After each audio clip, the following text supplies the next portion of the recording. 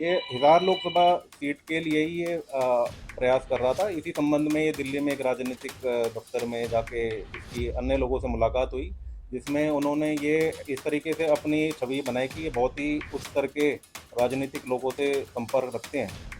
और उस भरोसे को ध्यान में रखते हुए ये उनके जानकारी में आता चला गया। और तो उस टाइम पर ये बात होगी कि आप हमको अभी 70 लाख रुपए दे दें। तो इसमें प्रवीण गोदारा था, उसने ऑनलाइन ट्रांजैक्शन करके 63 लाख रुपए ट्रांसफ़र कर दिए।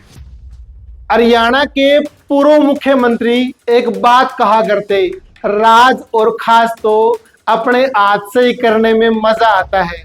और इसी राज के चक्कर में आसी के एक नेताजी ने अपनी लंका लगवा ली। चौधर और राजनीति चीज ही ऐसी है साहब, एक बार किसी के मुंह लग जाए तो पीछा छुड़वाना मुश्किल हो जाता है। नेताजी को चुनाव लड़ने का शौक था, पर पार्टी की टिकट हर बार कहीं और ही जा रही थी। तो नेताजी ने अपने दांव पेच खेलने शुरू किए और मात खा गए।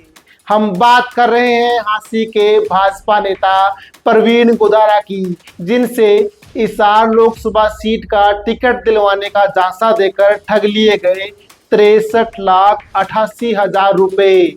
और डील कितने की थी भाई साहब? डील थी पूरे 100 करोड़ की।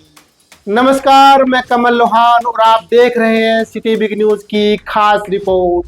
प्रवीण गोदारा की दिल्ली के भाजपा मुख्यालय में कपिल और आशीष नाम के दो शातिर ठगों से मुलाकात हुई।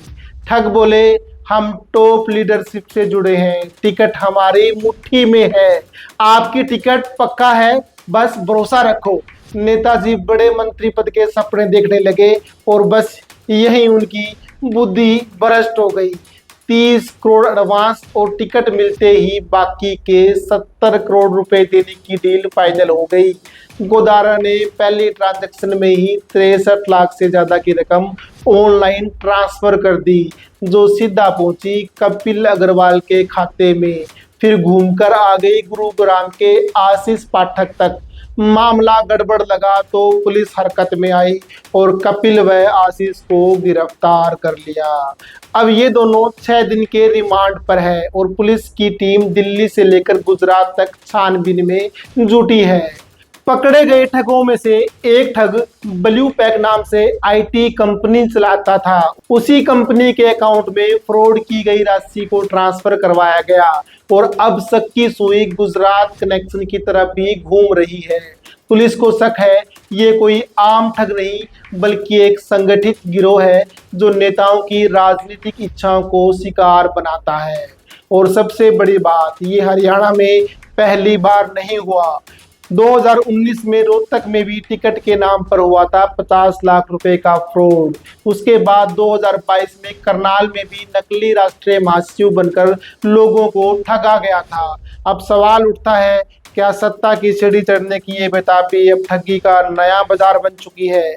भाजपा नेता प्रवीण गोदारा की सोशल मीडिया पर दिखती तस्वीरें, बड़े नेताओं के साथ फोटो सेशन, बस यहीं से मिला ठगों को आत्मविश्वास और प्रवीण गोदारा को बना लिया अपना शिकार। इस केस में 2 आरोपी फरार हैं, एक की बेल अर्जी खारिज हो चुकी है और पुलिस को उम्मीद है कि जांच में कुछ और बड़े नाम सामने आ सकते हैं। सत्ता का सपना देखना गुनाह नहीं, लेकिन उस सपने को हासिल करने के लिए आंखों पर भरोसे का पर्दा डाल देना सबसे बड़ी भूल है। इस पूरे मामले पर आपकी क्या राय है? हमें कमेंट जरूर करें और जुड़े रहें सिटी बिग न्यूज के साथ में। नमस्कार।